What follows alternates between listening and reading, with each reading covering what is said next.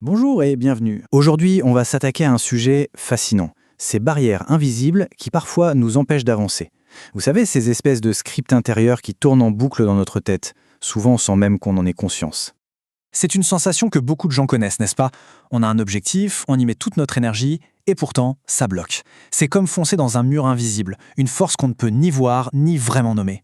C'est terriblement frustrant, et ça peut vraiment nous faire douter de tout. Eh bien, ce fameux mur invisible, ça porte un nom, les croyances limitantes. Imaginez une sorte de plafond de verre personnel, complètement inconscient. C'est lui qui fixe la hauteur maximale qu'on pense pouvoir atteindre. On ne le voit pas, bien sûr, mais il est là, et il pilote nos actions, nos décisions, bref, toute notre réalité.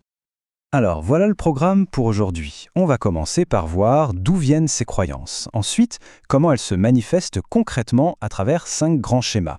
On découvrira aussi un outil pour les débusquer et on terminera avec des pistes pour, réécrire son propre scénario. Allez, c'est parti.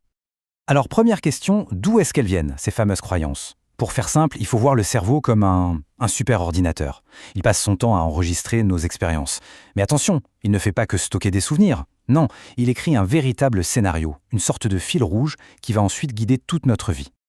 Et ce qui est vraiment dingue, c'est que l'essentiel de cette programmation se fait très très tôt. Pendant les 7 premières années de notre vie, en gros, le cerveau est dans un état d'hyper-réceptivité, un peu comme une éponge. Il absorbe absolument tout, sans aucun filtre. Les mots, les émotions, les situations. Et ces programmes de l'enfance, ils deviennent notre système d'exploitation à l'âge adulte. Alors, comment se construisent ces programmes? Eh bien, ça peut venir de plein de choses. Parfois, c'est un seul événement, mais un événement très fort, très intense. D'autres fois, ce sont des expériences qui se répètent encore et encore. Bien sûr, il y a le conditionnement des parents, de l'école. Ça peut aussi être une sorte de loyauté invisible à notre famille, à notre groupe, ou même des croyances héritées de nos ancêtres. Mais le plus important, c'est le sens que nous, on donne à ces événements. C'est ça qui va vraiment forger la croyance. Et c'est là que ça devient un peu piégeux. On oublie souvent l'événement qui est à l'origine de tout ça. Par contre, la réaction qu'on a eue à l'époque, la solution qu'on a trouvée, elle, on la garde. Et cette solution devient un automatisme. C'est comme un vieux logiciel qui continue de tourner sur notre ordinateur des années plus tard, même s'il est complètement dépassé et plus du tout adapté. Ok, maintenant qu'on a une idée de leur origine, voyons un peu comment ces vieux scripts se manifestent dans la vie de tous les jours. Parce qu'en général, ils prennent la forme de comportements d'auto-sabotage assez faciles à repérer. Le premier visage, c'est la confusion. C'est ce profil de personne qui a 1000 idées à la minute, qui commence plein de projets, mais qui manque cruellement de stabilité. L'énergie est complètement dispersée. On passe d'une envie à une autre, sans jamais rien terminer, toujours à la recherche du prochain truc qui va donner un résultat immédiat. Et derrière ces questions, il y a évidemment une frustration énorme. La personne a l'impression d'être incapable de mener un projet à terme sans se rendre compte que c'est un programme inconscient qui la pousse à zapper en permanence. Deuxième visage, et là c'est plus direct, l'auto-sabotage pur et simple. Là on a une personne qui veut consciemment quelque chose, un nouveau job, une belle relation, peu importe, mais qui inconsciemment fait tout pour que ça ne marche pas. La raison, c'est souvent la peur de sortir de sa zone de confort. Même un changement positif est vu par l'inconscient comme un danger. Ah, cette petite voix. C'est un grand classique de l'auto-saboteur. Elle vient d'une croyance très profonde de ne pas être à la hauteur, de ne pas mériter le bonheur ou le succès. Et du coup, la personne va elle-même gâcher ses propres opportunités. Troisième profil, le manque de clarté.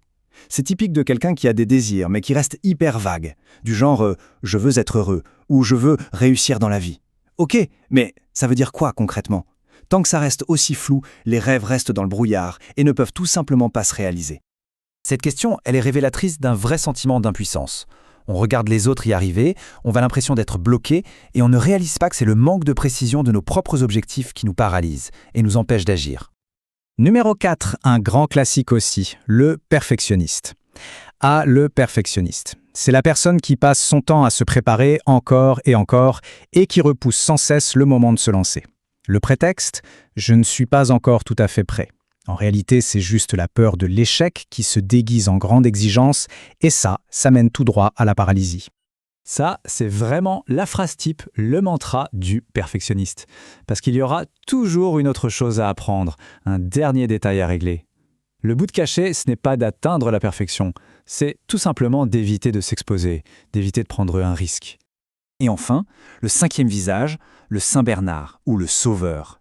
C'est cet archétype de la personne qui fait passer les besoins des autres bien avant les siens.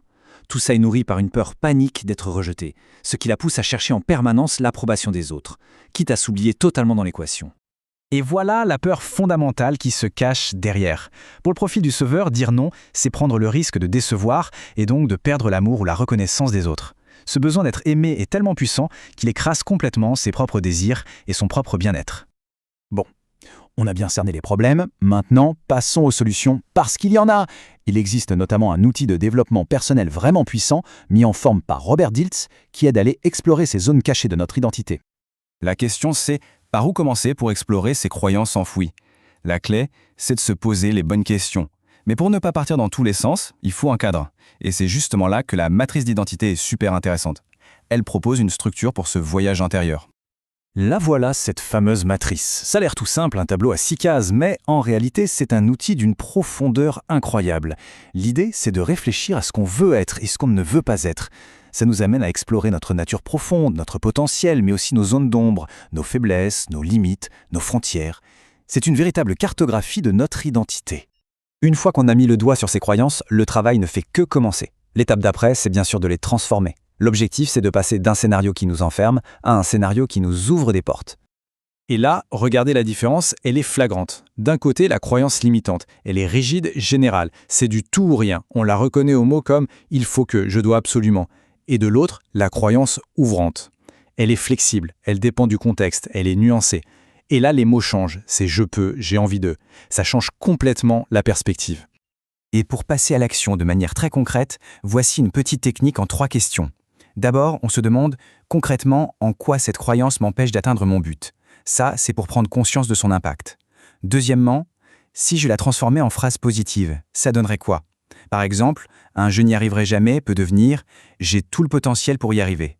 Et enfin, 3e étape, maintenant que je sais ça, quelles nouvelles idées, quelles nouvelles actions je peux mettre en place? Et cette phrase d'Einstein, elle résume tout, je trouve.